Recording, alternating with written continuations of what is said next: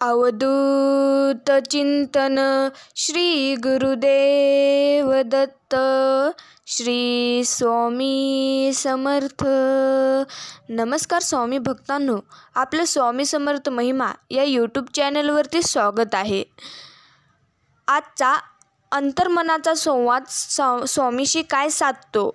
हे मना, किती संकटे आले तरी खचू नकोस. विश्वास ठेव, चमत्कार अगदी शेवटच्या क्षणीसुद्धा होऊ शकतो. कारण अनंत कोटी ब्रह्मांडांची स्वामी शक्ती आपल्या पाठीशीच आहे आणि ह्या शक्तीसाठी सर्व काही शक्यच आहे. देवाने माझे काय चांगले केले, मी का उपासना करू, ही तक्रार अथवा त्रागा प्रत्येक व्यक्तीने कोणा ना कोणाकडे कधीतरी ऐकलेला असतोच. उपासना आपण करीत असतो. देव सांगत नाही मला भजा. उपासना करावी की नाही ही बाब पूर्णपणे ऐच्छिक आहे. कोणतीही उपासना अर्थात जर मनापासून केलेली असेल तर ती व्यर्थ जात नाही. जर अपेक्षित असे काही घडत नसेल तर समजावे की प्रारब्धाचा जोर कमी होत आहे. आपण आत्मचिंतन करून पाहिले असता अनेकदा आपल्या कठीण प्रसंगात मार्ग मदत मिळालेली आहे हे जाणवेल. ती ईश्वरकृपाच असते. आपला धर्म कर्म सिद्धांत मानतो. आपले कर्मच पूर्वी सिंचितानुसार प्रारब्ध रूपाने आपल्याला सामोरे येते. अठळ विश्वासाने आणि संयमाने तेच निर्धाराने आपले कुलदैवत आणि इष्टदैवतांची उपासना खंडित न करता करीत राहावे. श्रद्धा आहे तिथे फळ तर आपल्याला मिळणारच. हे स्वामी समर्था, या पृथ्वीवरील रंगमंचनावर तू मला जे पात्र दिले आहे ते उत्कृष्टपणे निभावून घे. ह्यासाठी माझ्या शरीरात जे जे आवश्यक गुण आहेत, कौशल्य आहेत, विकसित कर आणि तुला अपेक्षित परिणाम साध्य कर. पण हे समर्था, हे करीत असताना मला तुझ्या अन्याय भक्तीची लस दे, जेणेकरून अहंकाररूपी व्हायरसची लागण मला होणार नाही आणि मी तुझ्या चरणापासून दूर जाणार नाही. हे देवा, तू माझा पिता आहेस, माता आहेस, गुरु आहेस. मला प्रेरणा दे, मला तू मार्गदर्शन कर. हे समर्था, अरे तू माझ्या मनाला प्रार्थनेच्या शक्तीचे वरदान दिले, तुला कोटी कोटी धन्यवाद. पण हे गुरुराया, ह्या मायेच्या जगात माझे मन अजूनही परिपक्व नाही रे. अज्ञानाच्या भरात हे मन काहीही प्रार्थना करू शकते. हे स्वामीराया, तू आज हीच प्रार्थना आहे की ह्या मनाला काय मागायचे आणि कसे मागायचे ह्याचे मला ज्ञान दे. ह्याला स्थिर शांत कर आणि जोपर्यंत ह्या मनाला ज्ञान प्राप्त होत नाही ना, तोपर्यंत तू ह्या मनाची कोणतीच प्रार्थना ऐकू नकोस. त्यावेळी तूच दे जे तुला योग्य वाटते आहे. कारण तू माझी आई आहेस. माझे हित आणि अहित कशात आहे हे तुलाच नेमकं ठाऊकच आहे. जे मिश्रण आहे ते पचायला कठीण असते. उदाहरणार्थ, भाजी मिश्रण नसलेले एकच शुद्ध अन्न पचायला सोपे असते. हे जसे खरे त्याचप्रमाणे आपले अंतःकरण अगदी शुद्ध असावे, म्हणजे ते सर्वांमध्ये लवकर मिसळते. पण आपल्या अंतःकरणांमध्ये स्वार्थाचे मिश्रण असल्यामुळे ते सर्वांमध्ये समरस होऊ शकत नाही. जगातले आपले समाधान किंवा असमाधान ज्या वृत्तीत आपण जगाकडे पाहतो ना, त्यावर अवलंबून असते. माझ्याकरिता मी नसून मी लोकांकरिता आहे, माझ्याकरिता जग नसून मी जगकरिता आहे, ही वृत्ती आपण आपल्या मनात नेहमीच ठेवावी. शब्दसुद्धा एक प्रकारचं भोजनच असतं. कोणत्या वेळी कोणता शब्द वाढायचं हे ज्याला समजलं तर त्यापेक्षा चांगला स्वयंपाक या जगात कोणीच नाही. शब्दांची सुद्धा आपली एक चव असते. बोलण्याआधी स्वतःची चाखून बघा. जर स्वतःला ती चांगली नाही वाटली तर दुसऱ्यांना ती चांगली कशी वाटेल याचा तुम्ही नक्कीच विचार करा. यशस्वी होण्याचा एकच उत्तम पर्याय आहे. दुसऱ्याचं भलं झालेली पाहण्याची ताकद आपल्या मनात हे नेहमी असलीच पाहिजे.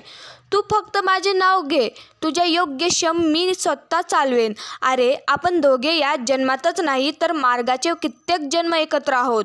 तुझ्या मागील जन्मांचा सगळा लेखाजोखा माझ्या नजरेसमोर आहे. बैलासारखे कष्ट कर, व्यवहारात लबाडी करू नकोस. माझे लक्ष आहे तुझ्यावरती. आपल्यापेक्षा कमजोर आणि अपंग लोकांना यथाशक्ती मदत कर. तुझ्या पदाचा, प्रतिष्ठानपणाचा, पैशांचा अहंकार तू करू नकोस. तुझ्या वाट्याला येणारे भोग आणि त्यांचे दुःख भोगल्यानंतर मी तुला जवळ करेन. लक्षात ठेव, मी तुझा हात पकडलाय तो सोडण्यासाठी नव्हे. फक्त मला तू विसरू नकोस. माझे प्रत्येक चांगले कर्म मला समर्पित करत जा.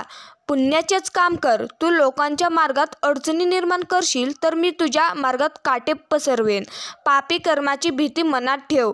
तुझ्या मरणानंतर तुझे चांगले कर्म आणि कमावलेले पुण्यच बरोबर येणार आहे, याची पदोपदी तू जाणीव ठेवत जा. ओळख तो आवाज, ओळख ती खून. आपल्या भक्तांसाठी तो फिरतो आहे अजून. त्याला उगम नव्हता, त्याला अंत नाही. तो त्रैलोकांचा स्वामी, नुसताच संत नाही. त्याचे स्मरण कर देहभान विसरून. तो हळूवार येईल आणि कानात जाईल सांगून, भिवू नकोस, मी तुझ्या पाठीशीच आहे. जीवनात पैसा आला की उन्नत होऊ नका, कारण 100 पोरांचा बाप आणि भारताचा सम्राट धृतराष्ट्र अरण्यात कुत्र्यासारखा जळून मेला. आणि ज्या तुकोबारायांना घरात बसायला पोतसुद्धा नव्हतं, त्यांना घ्यायला विमान घेऊन जगाचा बाप आला. पैसाच हा सर्वस्व असं नसतं, हे आपण मात्र लक्षात ठेवलं पाहिजे. मी शरीराने तुम्हाला जर दिसत नसलो तरी मी सदैव तुमच्या पाठीशीच राहीन आणि सदैव तुमचे रक्षण करीन, हा माझा तुम्हाला आशीर्वाद आहे. भिवू नकोस, अरे मी तुझ्या नेहमी पाठीशीच आहे. जेवढा आपण जप कराल तेवढे श्री स्वामी आपल्याला जपतील. जेवढे आपण स्वामींना चरित्र, गुरुचरित्र वाचाल तेवढे जास्त श्री स्वामी आपल्याला वाचवतील. जेवढे आपण श्री स्वामींची सेवा करणार तेवढा श्री स्वामी आपल्याला मेवा देणारच. आपण श्री स्वामींची जेवढ्या आवडीने सेवा कराल तेवढ्याच आवडीने ते आपल्याला देतीलच, हे मात्र खरं आहे. आपल्या आयुष्यामध्ये काही चांगली घटना घडणार असते, अशा वेळी स्वामी आपल्याला काही संकेत देतच असतात. आपण ते ओळखले पाहिजे. आपलं मन काही कारणाने जेव्हा अस्वस्थ असतं त्यावेळी शांत राहावं, कोणाशीही काही बोलू नये. अशा यावेळी डोळे आतून मनातल्या मनात स्वामींचे नामस्मरण करावं. एक लक्षात घ्या, आपले श्री स्वामी गुरु आपल्यासोबत सतत असतात. त्यांना आपल्या अस्वस्थतेचं कारण माहिती देखील असतं. काही वेळा आपल्याला काही गोष्ट त्यांना शिकवायची असतात. नामस्मरण सुरू केल्यानंतर काही वेळात आपल्याला अस्वस्थतेचे ढग विसरून जातात. मनाला प्रसन्न वाटतं. अनेक प्रश्नांची उत्तरे देखील आपल्याला अगदी या वाक्यातून मिळून जातात. तू फक्त माझे नाव घे, दुसरं काहीही करू नकोस. कारण स्वामी सेवेत श्री स्वामी समर्थ आपली भरपूर परीक्षा घेतात. ते आपला संयम बघत असतात. आपल्याला भरपूर अडचणी व संकटे देखील निर्माण करतात. बऱ्याच वेळा प्राबंध्यामुळे आपली सेवाही खंडित होते. बरेच सेवेकरी कंटाळून स्वामी सेवा सोडतात, पण ते चुकीचे आहे. आपण का विसरून जातो की संकट कितीही मोठं असलं तरी त्या संकटाहून मोठे आपले स्वामी आहेत. म्हणून कधीही नडमगता स्वामी सेवेत चालत राहावे, कारण स्वामींनी एकदा आपल्याला जर हात दिला तर ते सोडत नाहीत कधी. नेहमीच ते आपल्या पाठीशीच उभे असतात आणि येणाऱ्या संकटाची तीव्रता कमी करतात व नंतर आपल्या ओंजळीत इतकं सुख देतात की त्या सुखाची आपण कधी कल्पनाही केलेली नसते. तर मित्रांनो, स्वामी भक्तांनो, भेटूया अशा आपण एका स्वामींच्या संदेशासह. श्री स्वामी समर्थ. जय जय स्वामी समर्थ.